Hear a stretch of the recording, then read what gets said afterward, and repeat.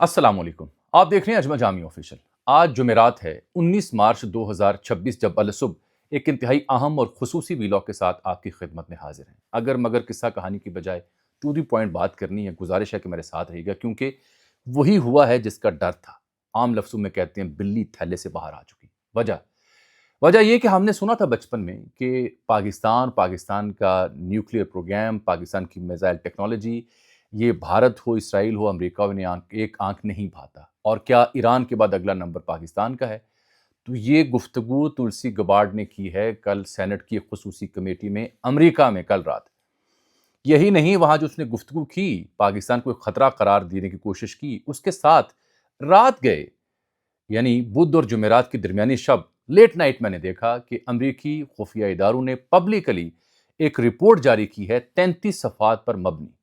उस रिपोर्ट में बताया गया है कि रियासत हाय मुत्तहिदा अमरीका अमरीका बहादुर को, दुनिया की सुपर पावर को किन किन ममालिक से क्या क्या खतरात लाक हैं।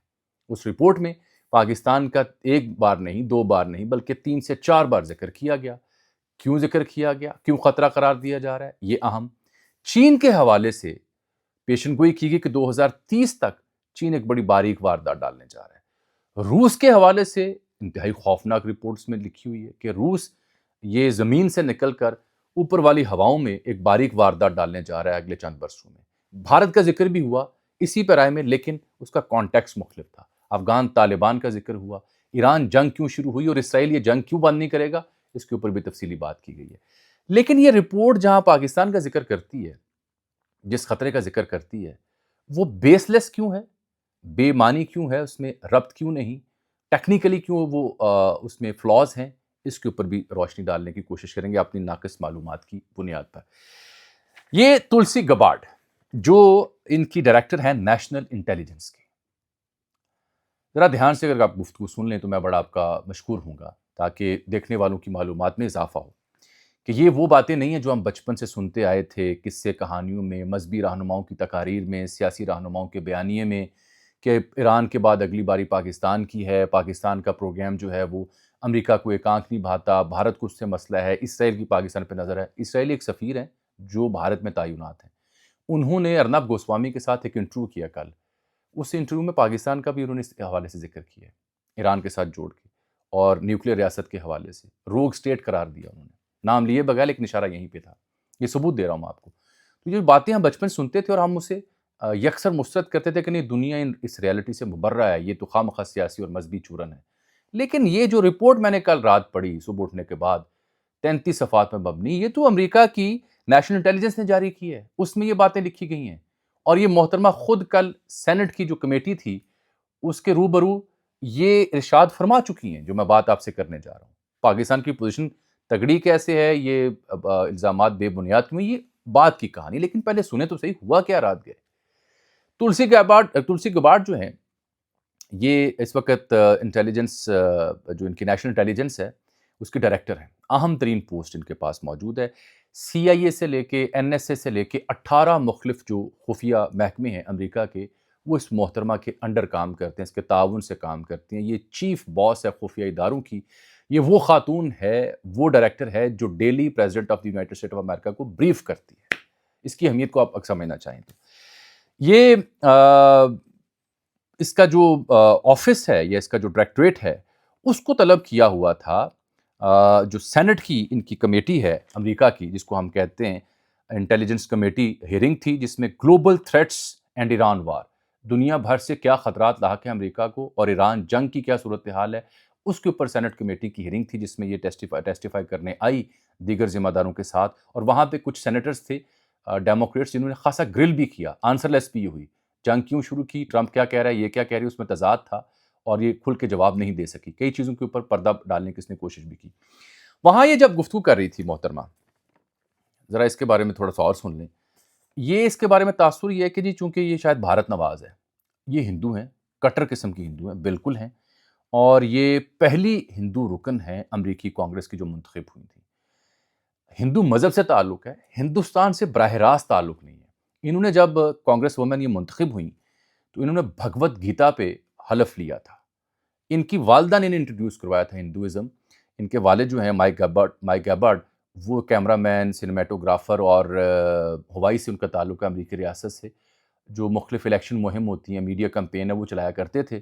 والدین کی بزنس وومن ایجوکیٹر ہیں، تو براہ راست ہندوستان سے تعلق نہیں، ہندو مت سے تعلق ہے، ہندو مذہب انہوں نے اوڑھا بچھونا اپنا بنایا ہوا، بھگوت گیتا پہ انہوں نے حلف لیا، اور یہ امریکی فوج میں ایک لمبا عرصہ تعینات رہی ہیں، ابھی بھی یو ایس آرمی ریزرو کی بٹالین کمانڈر کہلاتی ہیں، جو 1/356 ریجمنٹ ہے، اس کا یہ فخر وہاں قرار دیا جاتا ہے، اوورسیز کرتی ہیں یو ایس انٹیلیجنس ایجنسیز کو جتنی وہاں موجود ہیں۔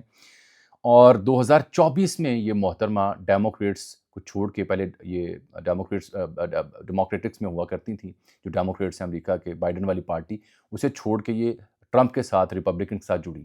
2020 تک یہ محترمہ ایسی شرٹیں بھی بیچتی تھیں جس کے اوپر لکھا ہوتا تھا نو وار اگینسٹ ایران، لیکن پھر یک کایا پلٹی، ریپبلکنز کے سنگ جڑیں، اور اب جنگ کی حمایت کرنے والی سب سے بڑی وکیل ہیں یہ۔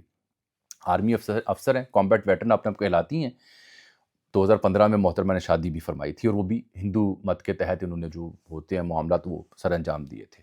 خیر، گفتگو ہوگی لمبی۔ ان کو بلایا تھا اس کمیٹی میں، تو وہاں پہ انہوں نے یہ فرمایا کہ Pakistan long range ballistic missile capacity could include ICBM with large range capable of striking homeland۔ یہ ہماری آئی سی کی رپورٹ، آئی سی سے مراد کہ ان کی انٹیلیجنس کمیونٹی کو آئی سی کہتے ہیں، کہ جو امریکہ کی انٹیلیجنس کمیونٹی ہے اس کی خدشہ یہ ہے کہ پاکستان یہ ایسا کر سکتا ہے، ایسا کر رہا ہے، long range ballistic missile capacity, جو کہ آئی سی بی ایم یعنی انٹر کانٹیننٹل بیلسٹک میزائل، بین البر اعظمی میزائل، ایک بر اعظم سے دوسرے بر اعظم تک جو اسٹرائک کر سکتے ہیں، وہ پاکستان بنا سکتا ہے، بنانے کی صلاحیت رکھتا ہے۔ اس سے ہمیں خطرہ ہے ہوم لینڈ کو، ہماری ہوم لینڈ کو۔ یہ اس نے وہاں پہ سٹیٹمنٹ دی اس کمیٹی کے سامنے۔ وہ ایران جنگ کے اوپر تو وہ بڑی بے بس ہوئی، کیونکہ جو ٹرمپ کا کہنا تھا کہ جی یہ ایٹمی ہتھیار ایران بنا رہا تھا، اس کی سٹیٹمنٹ کچھ اور تھی، کانٹراڈکٹری سٹیٹمنٹ تھی، تسلی بخش جواب یہ نہیں دے سکی۔ ایک جارجیا کے سینٹر ہیں، سینٹر اوساف، انہوں نے اسے ٹھیک ٹھاک گرل کیا، وہ کلپ میرے ایکس کی ٹائم لائن پہ پڑا ہوا ہے، وہاں یہ بالکل آنسر لیس تھی، کوئی جواب اس کے پاس نہیں تھا۔ لیکن میرا مسئلہ پاکستان ہے، اس کے اوپر میں بات دوبارہ بار بار رپیٹ پہ کروں گا۔ اس خاتون نے جب یہ گفتگو کی تو ظاہری بات ہے رولا پڑ گیا کہ پاکستان کو بھی اس نے خطرہ قرار دیا ہے۔ اچھا، یہ پاکستان کے علاوہ چین، نارتھ کوریا اور روس، ان 4 ممالک کو خطرہ قرار دے رہی ہیں کہ ان کے پاس ایسی کیپیسٹی، ایسی صلاحیت ہے کہ یہ ایسے میزائل، ایسی ٹیکنالوجی بنا سکتے ہیں، بنا رہے ہیں، جو ہمارے امریکہ کی دھرتی کو ہٹ کر سکتے ہیں۔ یہاں جب یہ گفتگو ختم ہوتی تو میں نے جائزہ لیا کہ پاکستان کے پاس ٹیکنالوجی کیا ہے، پاکستان کے پاس ایسی کیا صورتحال ہے جس کی وجہ سے یہ پریشانی میں مبتلا ہیں۔ یاد رہے کہ جو بائیڈن کے بھی ایک سیکیورٹی ایڈوائزر تھے، وہ بھی کچھ ایسی گفتگو کیا کرتے تھے پاکستان کے حوالے سے، تو یہ نئی بات بھی نہیں ہے۔ یہ میں نے جب دیکھا تو پاکستان کے پاس شاہین 3 ہے، سب سے طاقتور اور لانگ رینج والا میزائل، جو کہ میڈیم رینج بیلسٹک میزائل ہے، 2750 یا 2800 کلومیٹر تک کی مار کر سکتا ہے۔ ابابیل ہے جو 2200 کلومیٹر کی مار ہے، شاہین 2 2000 کی، اور غوری 1500 کی۔ پاکستان اور امریکہ کا فاصلہ بنتا ہے کوئی 12500 کلومیٹر۔ اتنا لمبا سفر طے کرنے والا میزائل پاکستان کے پاس نہیں ہے۔ بھارت نے البتہ ایک میزائل بنایا ہوا جو 5000 کلومیٹر تک مار کر سکتا ہے۔ اس کا ذکر خیر تلسی صاحبہ ہندو مت کی وجہ سے شاید ہمدردی رکھنے کی وجہ سے نہیں کر سکیں، لیکن یہ پاکستان کی جو ٹیکنالوجی ہے وہ انڈین اسپیسیفک ہے۔ خطرہ ہے بھارت اس سے جڑا، یہ خطرہ، اس کا جواب دینے کی یہ صلاحیت اور ہر تیاری بھارت کے حوالے سے، یعنی یہ ضرور کہا جا سکتا ہے کہ بھارت کا ہر کونا، چاہے وہ اینڈ والے آئی لینڈز ہوں، شری لنکا کے پاس یا اوپر بنگال ہو، وہاں تک مار کر سکتے ہیں پاکستان کے میزائل، بنائے ہی انڈین اسپیسیفک ہے۔ امریکہ کا تو اس میں ذکر ہی نہیں ہے، یہ تو یورپ تک نہیں پہنچ سکتے۔ تو پاکستان تجربہ کیا اگر نیوکلیر کا تو بھارت کے جواب میں کیا، میزائل بنائے تو بھارت کے لیے بنائے۔ محترمہ البتہ جو بات کر رہی ہیں اس سے وہ بڑا پروپیگنڈا، بڑا ایجنڈا سمجھنے میں آپ کو مدد ملے گی کہ کیوں کہا جاتا ہے کہ اگلی باری کہیں پاکستان کی تو نہیں ہے، کیوں کھٹکتا ہے پاکستان، اس کا اظہار ہے اس رپورٹ میں، جو میں لمبی تمہید میں بیان کرنے کی کوشش کر رہا ہوں۔ اب جب میں نے دیکھا کہ یہ گفتگو اس نے کر لی تو انٹرنیشنل میڈیا تو اس گفتگو کے پیچھے پڑا رہا جو جڑی ہوئی تھی ایران جنگ کے حوالے سے ان کے تضادات میں۔ اس محترمہ کا جو ادارہ ہے، جو نیشنل ڈائریکٹر آف انٹیلیجنس ہے، جس کے نیچے 18 ایجنسی آتی ہیں، انہوں نے رات گئے ایک 33 صفحات میں مبنی رپورٹ جاری کی، وہ پڑھنے سے تعلق رکھتی ہے۔ وہ جو رپورٹ ہے اس کا صفحہ نمبر ہے 18۔ صفحہ نمبر 18 پہ جو ویپن آف میس ڈسٹرکشنز ہیں، WMD، اس کی کیپیبلٹیز، اس کی ایکسپینشن، اور امریکہ کے لیے کہاں کہاں سے ویپن آف میس ڈسٹرکشن کا خطرہ ہے، اس کا ذکر خیر کچھ ایسے ہے جو میں بیان کرنے لگا ہوں۔ وہ کہتی ہے with varying degrees of success China, North Korea, Pakistan and Russia probably will continue to research, develop and field delivery system that will increase threats to America. اور اس میں ایکوریسی بھی بڑھ رہی ہے, ان کے چیلنجز بھی بڑھ رہے ہیں. یو ایس میزائل ڈیفنس کو بھی یہ ٹارگٹ کر سکتے ہیں اینڈ یہ پرووائڈ کر سکتے ہیں new weapon of mass destruction usage کی مختلف آپشنس کو. India is also developing new and long range nuclear delivery system. آخر میں صرف ایک جملے میں بھارت کا ذکر. اوپر بتایا گیا کہ یہ ممالک جو ہیں یہ weapon of mass destruction long range کے میزائل بنا رہے ہیں جو امریکہ کے لیے, امریکی دفاعی نظام کے لیے خطرہ ہو سکتے ہیں. پیراگراف ختم ہوتا ہے, 18واں صفحہ ہے, سینٹر والا پیرا ہے, آخر میں ایک لائن لکھی ہے India also is developing new and long range nuclear delivery system. لیکن اس کے اوپر کوئی خطرہ نہیں لکھا ہوا. یہ ہے 2 نمبری تلسی صاحبہ کی, گیتا پہ حلف لینے والی کی. آگے جو مختلف یعنی افریقہ سے لے کے آرکٹک سے لے کے روس اور تمام دنیا کے خطوں کا ذکر کیا, لیٹن امریکہ کے, وہاں کیا خطرہ ہے امریکہ کو. تو ساؤتھ ایشیا کا جب ذکر کرتے ہیں اگلے صفحوں میں جا کے, تو وہاں یہ رپورٹ لکھتی ہے کہ پچھلے برس جنگ ہوئی پاکستان بھارت کے بیچ, ایٹمی خطرہ تھا, ٹرمپ نے جنگ رکوائی اور دونوں ممالک جو ہیں وہ لانگ سکیل پہ جنگ کو لے جانے کے لیے تیار نہیں تھے.